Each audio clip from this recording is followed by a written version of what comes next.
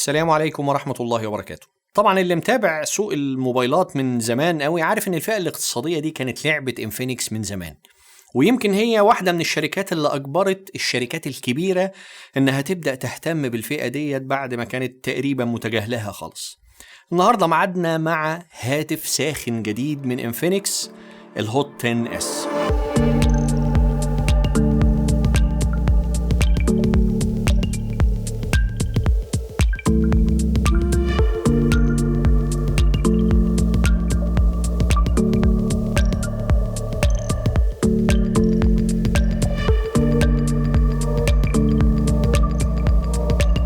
قبل ما نبدأ الكلام على التليفون خلوني بس أأكد على نقطة صغيرة ناس كتير ممكن تكون بتتجاهلها وناس كتير ممكن تكون مش واخدة بالها منها.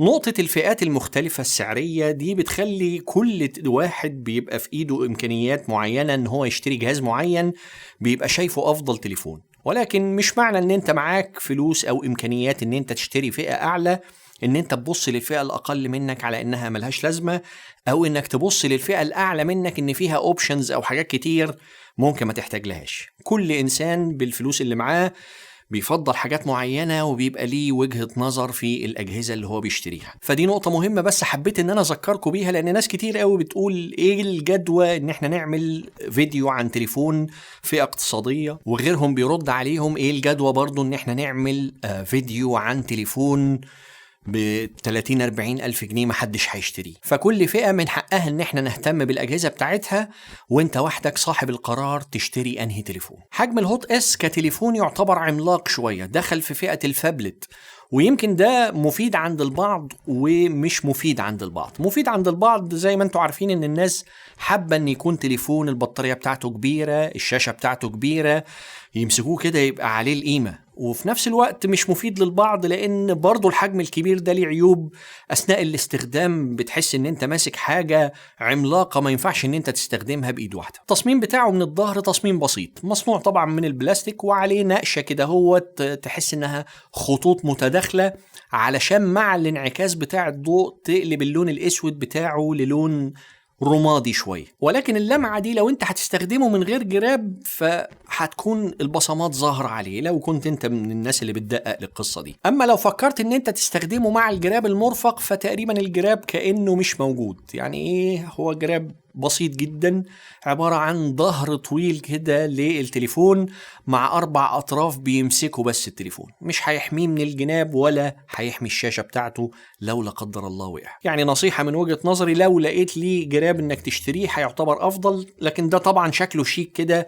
ومبين جمال التليفون. الملحوظة اللي هتلفت نظرك من أول لحظة هتستخدم فيها التليفون أو هتمسكه في إيدك إن مستشعر البصمة محطوط في مكان بعيد قوي فوق قريب من الكاميرات. طول التليفون يخلي المكان دوت غريب شوية ومش هتحس بيه إلا أثناء الاستخدام. أما الكاميرات فهي الشكل المربع اللي اعتدنا عليه في الفترة الأخيرة مع بروز خفيف جدا مع درجة تانية كده محطوط فيها الفلاش لوحده. الشاشة طبعا حجمها لازم يكون متناسب مع حجم التليفون. تليفون حجمه كبير يبقى طبيعي الشاشة تكون حجمها كبير. الشاشة اللي موجودة هنا IPS 6.8 بوصة وبمعدل تحديث 90 هرتز، ويمكن دي أول شاشة في سلسلة الهوت بشكل عام، أو نقدر نقول في الأجهزة الاقتصادية من انفينكس اللي تنزل بمعدل تحديث 90 هرتز. وطبعا تقدر ان انت تغيرها من 60 ل 90 او ان انت تختار الاختيار التلقائي اللي هو يقدر ان هو يغير او يعدل معدل التحديث نفسه على حسب اللعبة او البرنامج اللي شغالين. دقة الشاشة HD+، الالوان والسطوع والاداء بتاعها مقبول جدا، ولكن طبعا حجم شاشة كبير مع دقة HD+ بتساوي كثافة بكسلات أقل. عشان الناس بس اللي بتهتم بالتفاصيل لازم تبقى عارفة النقطة دي. انفينكس هنا وجهت التليفون دوت للناس اللي عايزة أجهزة بسعر كويس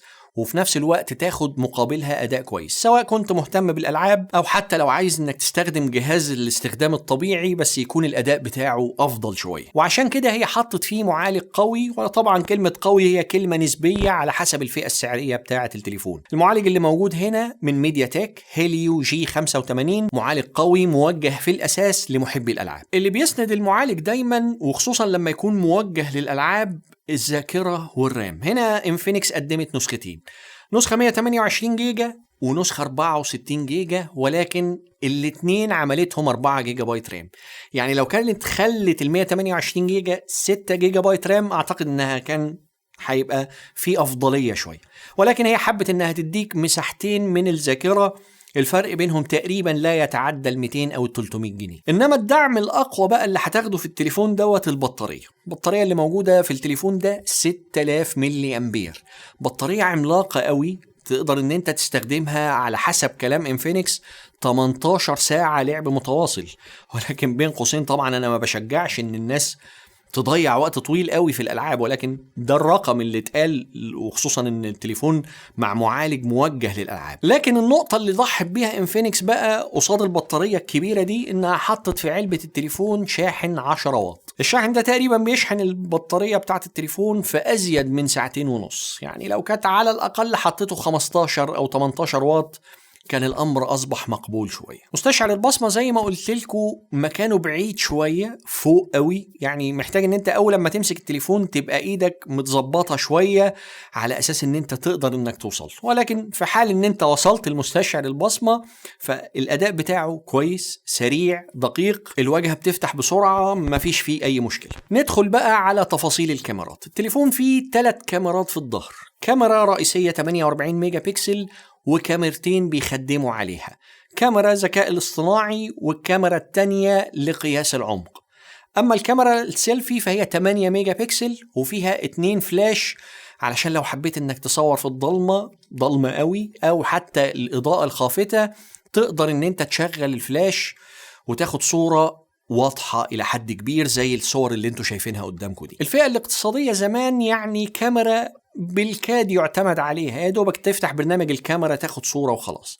ولكن الأمر ده اتغير لأن التليفونات أو الأجهزة الكبيرة أصبح فيها أوبشنز كتيرة وعمالة بتتطور، وكل يوم التكنولوجيا دي بتقل سعرها فبتبدأ إنها تنزل للهواتف الأقل سعر. فدلوقتي بقينا نشوف الأجهزة في الفئة المتوسطة أو الاقتصادية بيتحط فيها أوبشنز مختلفة كتيرة. هنا مثلا في الهوت 10 اس في كاميرا خلفية 48 ميجا بكسل فيها تصوير لحد دقة 2K سواء بالكاميرا الخلفية أو الكاميرا الأمامية فيديو، فيها وضعية الذكاء الاصطناعي بالإضافة لأن فيها آي تراكنج أوتو فوكس، والأهم من ده إن أنت بالكاميرا الأمامية كمان تقدر إن أنت تصور فيديو بعزل الخلفية مع جودة تصوير إلى حد كبير مقبولة جدا سواء كان في الجودة أو الألوان أو في التفاصيل بتاعتها أكيد. فدي نقاط كتير قوي ما كناش بنشوفها في فئات أقل، كنا دايما بنشوفها في الفئات العليا لبعض الشركات. أخيرا زي ما قلت التليفون هيكون متاح بنسختين، واحدة 64 جيجا وواحدة 128 جيجا. ال 64 جيجا تقريبا هتكون في حدود 2400 جنيه أقل أو أزيد شوية، وال 128 جيجا هتكون تقريبا في حدود 2600 جنيه أقل أو أزيد شوية على حسب ما يتم الإعلان عنهم. دي كانت كل حاجة عن هاتف انفينكس الساخن الجديد انفينكس هوت 10 اس. أتمنى يكون الفيديو مفيد بالنسبة لكم، بشكركم واشوفكم في فيديوهات تانية، في امان الله.